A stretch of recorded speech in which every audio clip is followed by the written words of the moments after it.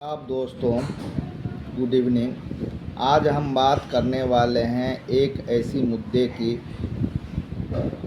जिसका असर हमारे घर की रसोई से लेकर बच्चों की पढ़ाई, इलाज, रोजगार और पूरे परिवार के बजट तक दिखाई देता है।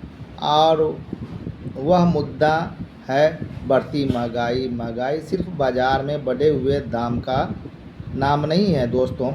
महंगाई का मतलब है कि वही आमदनी जो पहले परिवार की ज़रूरत पूरी कर देती थी, आज महीना के बीच में ही कम पड़ने लगती है। आज सवाल यह है कि आखिर ऐसा क्यों हो रहा है, और उससे भी बड़ा सवाल यह है, इसका समाधान क्या होगा। पहला सवाल, महंगाई का असर सबसे ज़्यादा किस पर पड़ता है। महंगाई का सबसे ज़्यादा असर उस परिवार पर पड़ता है जिसकी आमदनी सीमित है। मान लीजिए किसी परिवार की मासिक आमदनी 20,000 है। पहले इसी आमदनी में राशन, बच्चों की पढ़ाई, बिजली, पानी, आने जाने का खर्चा और दूसरे ज़रूरतों किसी तरह पूरी हो जाती थी। लेकिन जब रोज़मर्रा की चीज़ के दाम बढ़ते हैं तो परिवार के पास दो ही रास्ते बचते हैं, या तो खर्च कम करें या फिर कर्ज लें। और खर्चा कम करना भी आसान नहीं है। बच्चों की फीस कम नहीं की जा सकती, दवा खर्चा कम नहीं किया जा सकता, बिजली का बिल अपनी मर्जी से कम नहीं किया जा सकता, और परिवार के लिए भोजन तो ज़रूरी ही है। यही कारण है कि महंगाई गरीब और मध्यम वर्ग के परिवार पर सबसे ज़्यादा दबाव डालती है। दूसरी समस्या मेरे हिसाब से रसोई का बजट। महंगाई का सबसे पहला असर हमें रसोई में दिखाई देता है। घर की महिला बाजार जाती है और सामान खरीद कर वापस आती है तो अक्सर यही कहती है कि सामान तो वही है लेकिन पैसे बहुत से ज़्यादा लग गए।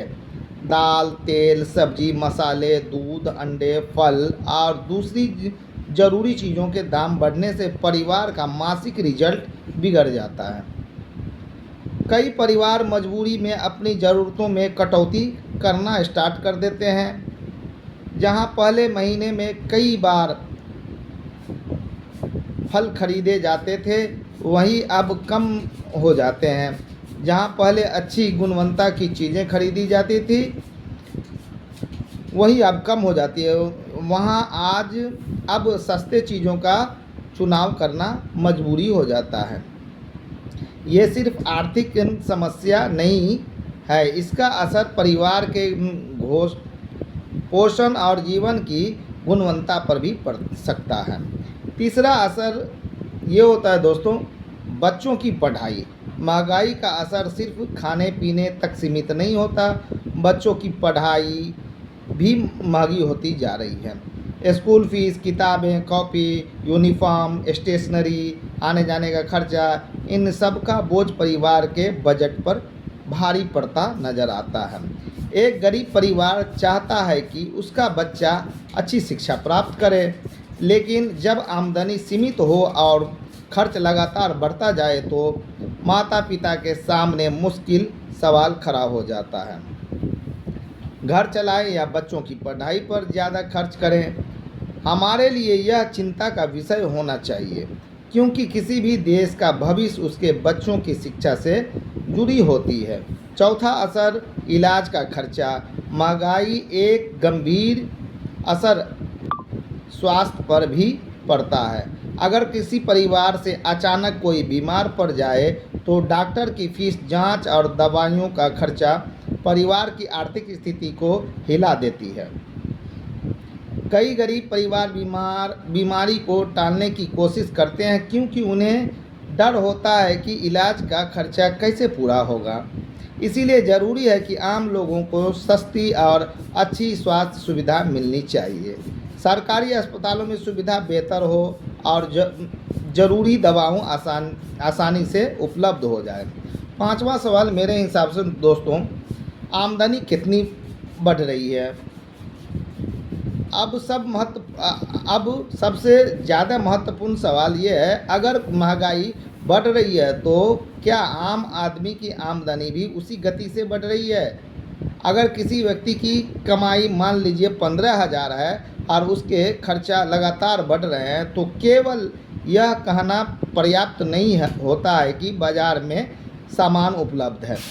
ज़रूरत है कि रोज़गार के अवसर बढ़े, मजदूरी और आय में सुधार हो और छोटे कारोबारी को आगे बढ़ने का मौका मिले, क्योंकि महंगाई का मुकाबला केवल कीमतों पर करके नहीं बल्कि लोगों के क्रय शक्ति बढ़ाकर भी किया जा सकता है। महंगाई बढ़ने के कारण क्या हैं, इसके बारे में दोस्तों बात करते हैं। अब बात करते हैं महंगाई बढ़ने की कारण क्या है।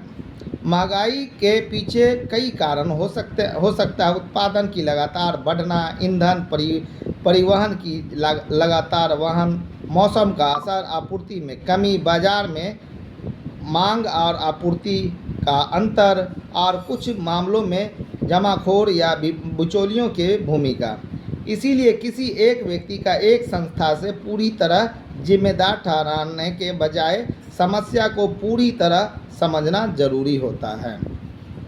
अब समाधान की बात करते हैं दोस्तों, सिर्फ महंगाई की शिकायत करने से समस्या खत्म नहीं होगी। हमें समस्या भी उठानी है और समाधान भी सुझाना है। समाधान नंबर 1, आवश्यक वस्तुओं की निगरानी। सरकार को रोज़मर्रा की जरूरी वस्तुओं को कीमत पर लगातार नज़र रखनी चाहिए। जहां जमाखोरी, कालाबाजारी हो वहां सख्त कदम उठानी चाहिए। समाधान नंबर 2, किसानों का मजबूत करना। किसानों को उसकी उपज का उचित मूल्य मिले और उपभोक्ताओं को भी उचित कीमत पर सामान मिले। इसके लिए उत्पादन से लेकर बाजार तक की पूरी व्यवस्था का बेहतर करना जरूरी है।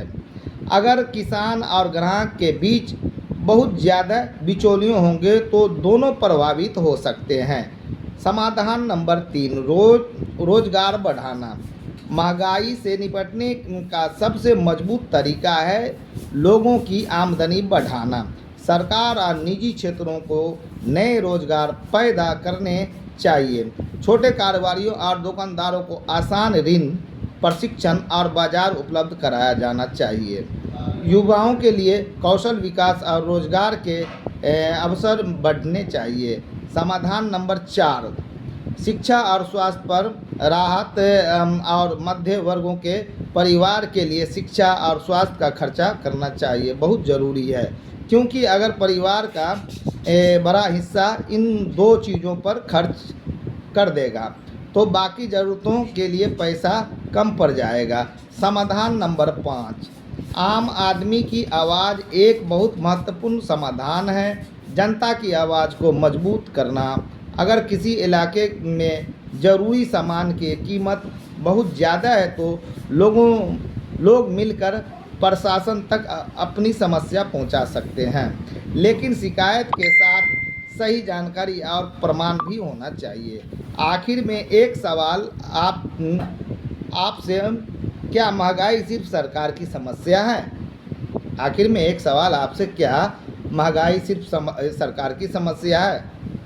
यह सरकार, बाजार, व्यापारियों, किसानों और उपभोक्ताओं सभी से जुड़ा विषय है। सरकार की जिम्मेदारी है कि व्यवस्था बेहतर करे, व्यापारी की जिम्मेदारी है कि ईमानदारी से व्यापार करे, उपभोक्ता की जिम्मेदारी है कि ज़रूरत के अनुसार खरीदी करें और आवश्यक बर्बादी से बचें, और समाज की जिम्मेदारी है कि ज़रूरतमंद परिवार की मदद करें।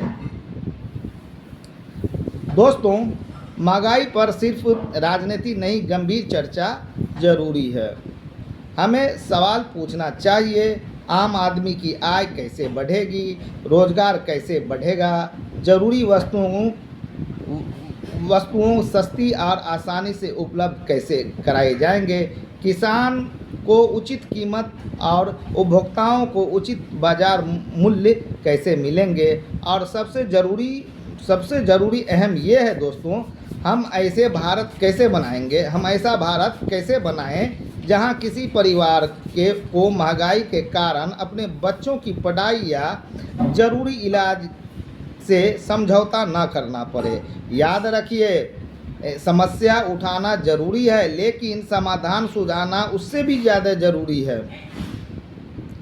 अगर आपको लगता है कि महंगाई पर गंभीर चर्चा होनी चाहिए तो इस वीडियो को ज़्यादा से ज़्यादा लोगों तक पहुंचाएं। कमेंट में ज़रूर बताएं आपके इलाके में सबसे ज़्यादा महंगाई किस चीज़ में महसूस हो रही है, राशन में, सब्जियों में, शिक्षा में, इलाज में या रोज़गार के खर्चा में।